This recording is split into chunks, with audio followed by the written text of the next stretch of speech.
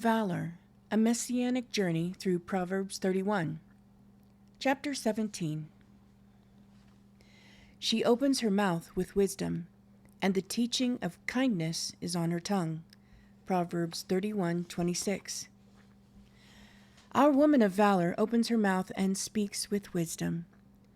She isn't uttering her frustration or voicing her tormented thoughts. She is measured, instructive, and kind. Her tongue is not an instrument of reprisal or evil speech. She isn't looking for an opportunity to speak negatively in order to bolster her own ego. On the contrary, her words are life-giving. Words are intended to be containers of truth wrapped in love. Think of the one who is the Word made flesh. Yeshua's entire life was and is a message of God's love for the world. He alone lived a life in accordance with the valor described in Proverbs 31. His flesh and blood body was a vessel containing the most important message ever shared, the good news of salvation for the world. When the woman of valor expresses herself, the self she expresses is wisdom. She is creative and healing. She knows that life and death are in the power of the tongue, so she uses her tongue to bring life. The practice of careful speech is called shimerat halashon, which means guarding the tongue. Guarding the tongue is highest form mature, loving behavior. Pleasant words are indeed a honeycomb, sweet to the soul and healing to the bones. There is another regal lady in the book of Proverbs I would like to introduce to you. Her name is Lady Wisdom. When we meet her, she is using her voice. Beside the gates at the opening to the city, at the entrance of the doors, she cries out. Proverbs 8:3. Though she cries out, those who choose to ignore her are allowed to pass by. She does not chase them down, grab them by the collar, and plead with them to listen. But to those who respond to her and seek to know her, she offers great wealth. She loves those who love her. Unfortunately, many choose to hate her. She states, "All those who hate me love death." Proverbs 8:36. Likewise, when the woman of valor wisely speaks, she does not coerce. She understands the power of silence. Silence is a great skill that we need to understand and practice. Wise women speak when something needs to be said. Fools speak when they simply want to hear themselves talk. If solitude or silence is threatening to you, maybe you are afraid to be alone with yourself and with God.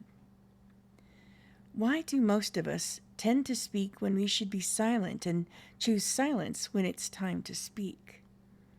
I think we are often motivated by fear and anger. Some chaotic souls love to stir up drama because it makes them feel important. Love cares about what is beneficial for the other. Remember, the woman of valor is dressed in strength and dignity. She is not motivated by fear. Not only are her words wise and unselfish, but they are kind. All advice on marriage can be boiled down to two words: be kind. But this, too, is a skill that must be learned through practice. Of course, it can only be accomplished when wisdom is exercised. But what does it mean to be kind? Does that just mean to be extremely nice to everyone at all times? The word kindness, or chesed, can be defined as generous, sustaining, benevolent.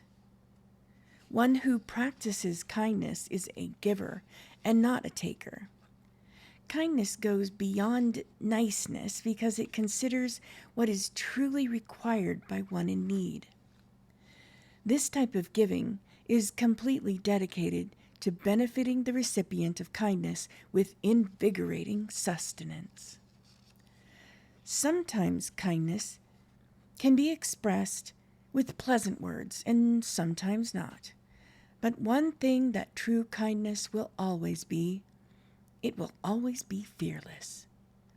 True kindness, or chesed, is not concerned about making a good impression for the sake of winning popularity.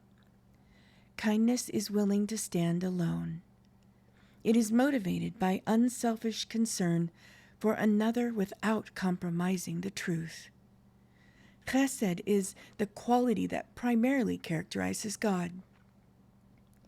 When the Almighty descended in a cloud to reveal his goodness to Moses, he says, Adonai, Adonai, God compassionate and gracious, slow to anger, and abounding in loving kindness, chesed, and truth, who keeps loving kindness, chesed, for thousands, who forgives iniquity.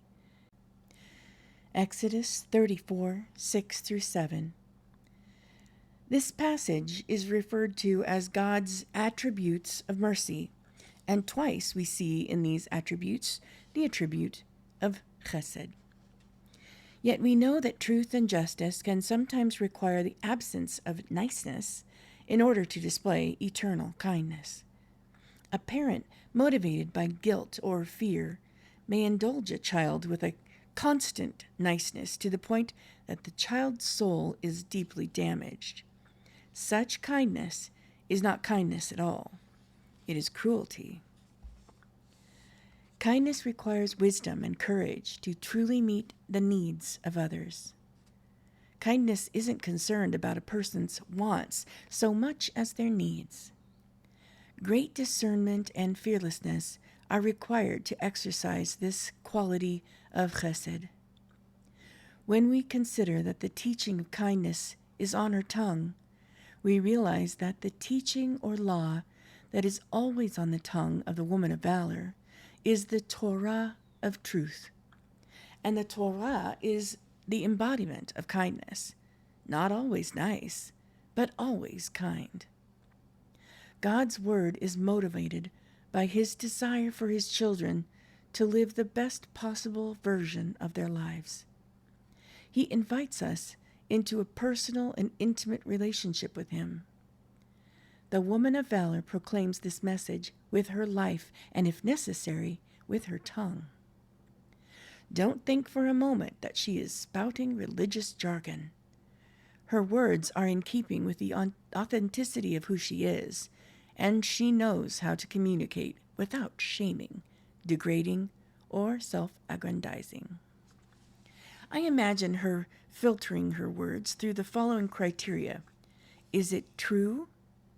Is it necessary? Is it kind? The world would be a much quieter place if we each did the same. Queen Esther is an example of this portion of our text. Consider her discretion when it was time to conceal her Jewishness. Yet she rises to the occasion when it is necessary to confront her husband, the king. The entire story is a lesson about how some people spout off without thinking, like King Ahasuerus and Haman, while others measure their actions and words carefully.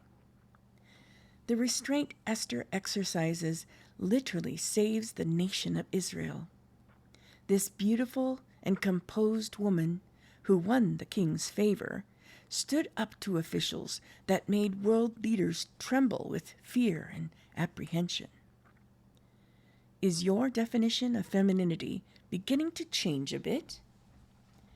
Maybe it is shifting drastically. When we realize that both femininity and masculinity are expressions of God himself, we begin to get a glimpse of the powerful phenomenon that is godly femininity. It is not the loud, brash, obnoxious version we have seen demonstrated by foolish women. Nor is it the timid, insecure variety we sometimes see in religious settings. But it is this stately and poised variety demonstrated by the valorous Esther. Remember, the word for valor is a military word, denoting strength. So, our woman of valor opens her mouth with wisdom, and teaching of kindness is on her tongue. Kindness itself teaches, it instructs, corrects, and encourages, and infuses with beauty. She also understands that discretion is a protection to her. She avoids the pitfalls of messy situations which indiscreet words invariably create. She engages reality with truth and dignity, and can give and receive words that are filled with wisdom. These have the effect of building the world around her instead of tearing it down. The woman of valor not only understands the power of kind words, but she knows that silence is the fence of wisdom. It creates safe boundaries. She understands that empty chatter is dangerous. The craft of a person in this world is to behave as if mute. The craft is not to be a babbler. This is something one has to learn since the baby knows how to walk. He babbles, and it pleases him.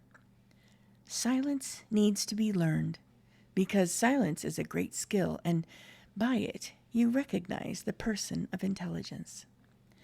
The nature of a person is his solitude.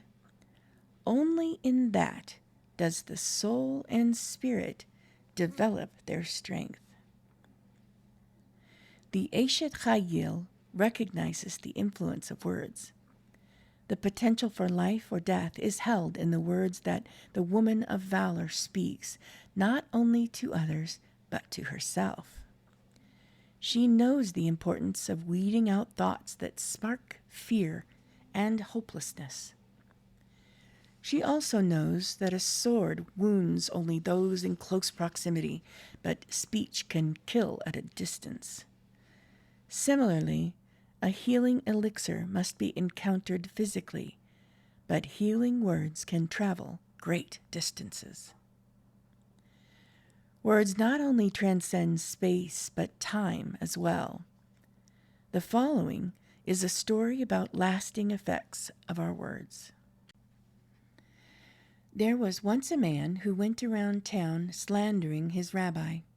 As the man aged, he realized that he needed to prepare to give an account of his life, and he knew his speech had been vicious.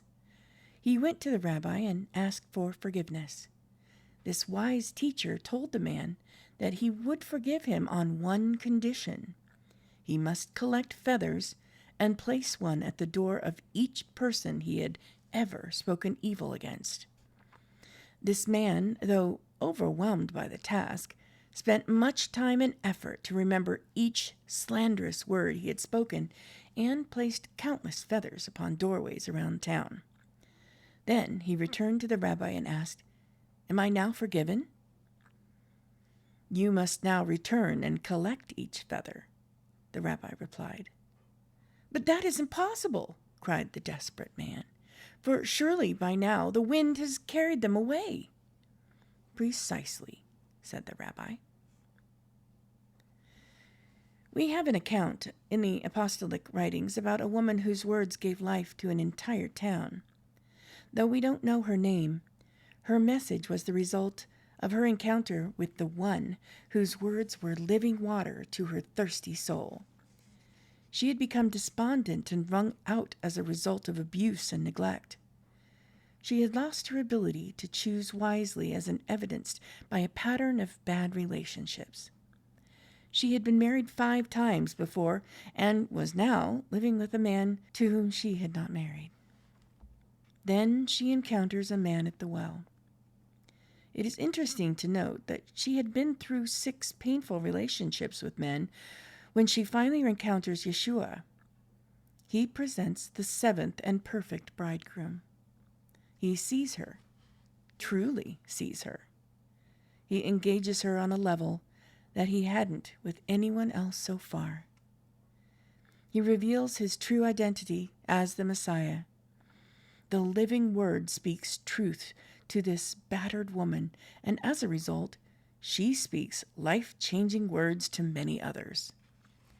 As a result, the people of Samaria invited the Master to stay and continue to teach them, and many came to realize that he was the Savior of the world.